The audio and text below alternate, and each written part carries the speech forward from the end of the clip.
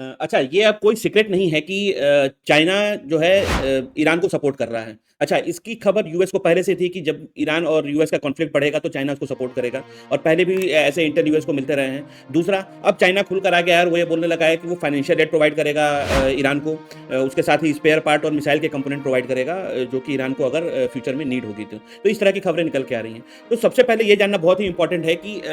इस हेल्प से सबसे ज़्यादा फायदा किसको होगा और why China is doing this, China क्यों कर रहा है और इससे चाइना को क्या बेनिफिट होगा। तो हम लोग 5 पॉइंट ऐसे हैं जिसके ऊपर बात करेंगे कि चाइना को इससे क्या मिलेगा, out of China, what China will get out of this, और सबसे ज़्यादा बेनिफिशियल किसके लिए है ये वॉर, अगर हम लास्ट में एनालिसिस करें तो इट इज़ वेरी इंपॉर्टेंट। ठीक है, तो सबसे पहले तो आप अगर मैं सिर्फ पॉइंट वाइज बात करूँ तो एक ऑयल सप्लाई चेन है जो स्टेट ऑफ हॉर्मुज, आपको पता है कि चाइना का 40 से 50% तक ऑयल की नीड स्टेट ऑफ हॉर्मुज से जाता है और मलक्का स्टेट से होकर गुजरता है। तो एक तो वो डायलमा है जिसे मलक्का डायलमा बोलते हैं, चाइना उससे बहुत ही ज़्यादा प्रभावित है और अपने बेल्ट एंड रोड इनिशिएटिव को एक्सपेंड करने का मौका उसको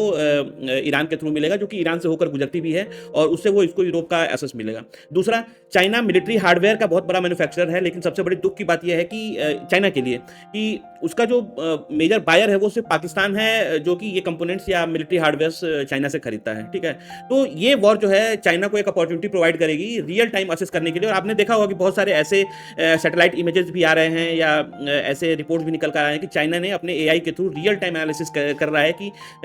in time of conflict US किस तरह से जो है मूव करता है, उसके फ्यूलिंग टाइम्स क्या है, कौन से प्लेन्स मूव होते हैं, किस तरह से स्ट्रेटजी रहती है, सारी रियल टाइम स्टडी चाइना कर रहा है, और ये उसको हेल्प करेगा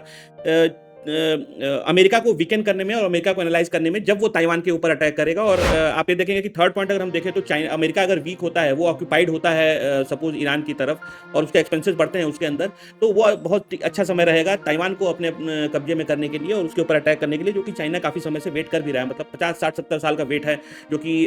चाइना कर रहा है। ठीक है, दूसरा क्या है, ये जो हार्डवेयर्स हैं इसकी रियल टाइम टेस्टिंग हो जाएगी और फिर उसके बायर्स बढ़ेंगे। चौथा पॉइंट क्या है कि जब भी कॉन्फ्लिक्ट होता है ऑयल की क्राइसिस होती है तो आप ये देखेंगे कि रिन्यूएबल एनर्जी के जो सेल्स हैं वो बढ़ जाते हैं, तो चाहे वो सोलार एनर्जी हो चाहे लिथियम एनर्जी हो। आप देखेंगे चाइना जो है लीडर है स्पेसिफिकली सोलर पैनल मैन्युफैक्चरिंग में, लिथियम का सबसे बड़ा रिजर्व उसके पास है और वो काफ़ी बड़ी मात्रा में लिथियम बैटरीज बनाता है। तो ये उसकी इंडस्ट्री को एक बहुत बड़ा पुश देगा, क्योंकि अगर ऑयल की किल्लत होगी तो लोग जो है शिफ्ट होंगे रिन्यूएबल एनर्जी की तरफ से, और उसके जो रिन्यूएबल एनर्जी का जो सेगमेंट है, जो इंडस्ट्री है, उसको पुश मिलेगा। ठीक है, तो आप देख सकते हैं कि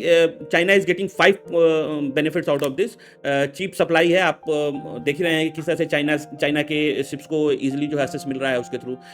और हार्डवेयर की टेस्टिंग हो ही रही है। तो ये सब बेनिफिट चाइना को मिलेगा इस वॉर में। बाकी आपको क्या लगता है?